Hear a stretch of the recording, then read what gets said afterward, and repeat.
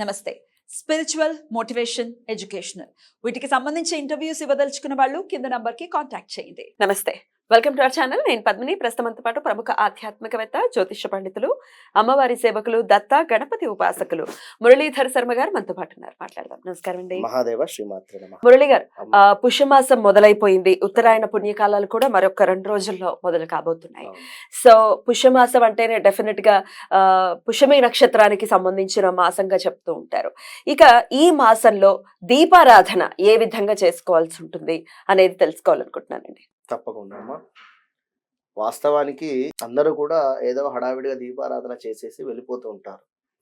ఎక్కడైనా గుళ్ళో అయినా లేదా మన ఇంట్లో అయినా కూడా దీపారాధన చేయడము, మిగిలినటువంటి పుష్పాలు పెట్టడము ఆ విధంగా చేసుకొని వెళ్ళిపోతారు. కానీ నేనేమంటున్నాను అంటే, దీపారాధన చేసినటువంటి సందర్భంలో ఆ యొక్క దీపను మీరు కనెక్ట్ కండి.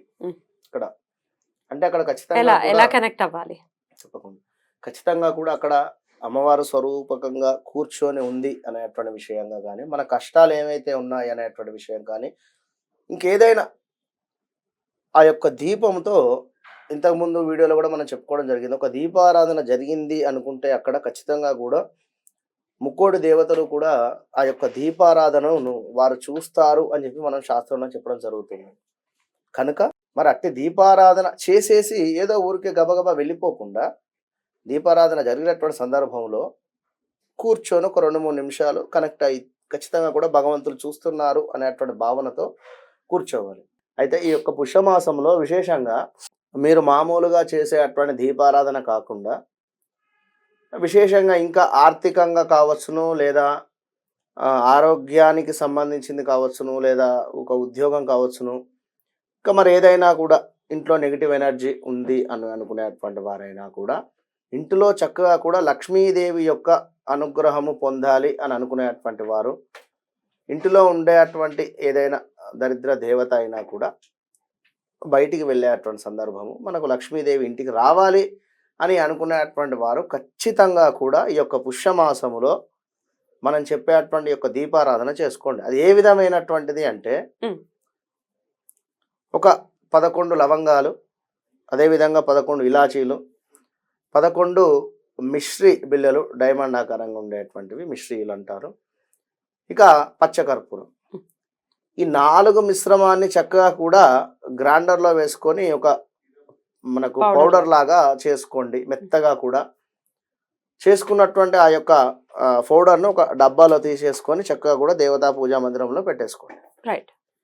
ప్రతిరోజు కూడా మీరు నిత్యము చేసుకునేటువంటి దీపారాధన ఏదైతే ఉందో అది కాకుండా ఎస్పెషల్లీ సపరేట్గా మీ యొక్క కులదైవానికి సంబంధించి మనసులో చక్కగా కూడా ధ్యానం చేసుకొని, లేదా గణపతి కావచ్చు, లేదా లక్ష్మీదేవికి సంబంధించింది కూడా మనసులో ప్రార్థన చేసుకొని, విష్ణుమూర్తి ఆల్సో చక్కగా కూడా రావి ఆకు ఒకటి తెచ్చుకొని, లేదా తమలపాకు, రావి ఆకు అందుబాటులో లేదు అని అనుకునేటువంటి వారు తమలపాకు, మరి తమలపాకు కూడా అందుబాటులో లేదు అని అనుకునేటువంటి వారు ఒక ప్లేట్ తీసుకోండి. స్టీల్ ప్లేటు చక్కగా కూడా దానికి 5 దిక్కులా కూడా గంధమును కుంకుమతో బొట్లు పెట్టేసుకొని, దాని మీద ఒక మట్టి ప్రమిద, ఆ యొక్క మట్టి ప్రమిద డ్రై ఫ్రూట్స్, ఖర్జూర కావచ్చును, ఇట్లాంటివి నివేదన చేసుకొని చక్కగా అది భుజించేసేయండి. ఇది నెలనాళ్ళు పెట్టమంటారా? ఈ పుష్యమాసం అయిపోయేటువంటి సందర్భం మొత్తము కూడా ఒక 11 నుండి 21 రోజులు చేసుకోండి. ఒక 5 రోజులు కుదురుతుంది, కుదరదు. కనుక కంప్లీట్ గా 21 డేస్ వచ్చేటువంటి విధంగా చేసుకోండి. చాలా అంటే చాలా అద్భుతమైనటువంటి ఫలితాలు మీ పుష్యమాసము వెళ్ళేటువంటి వరకు మీరే చూస్తారు.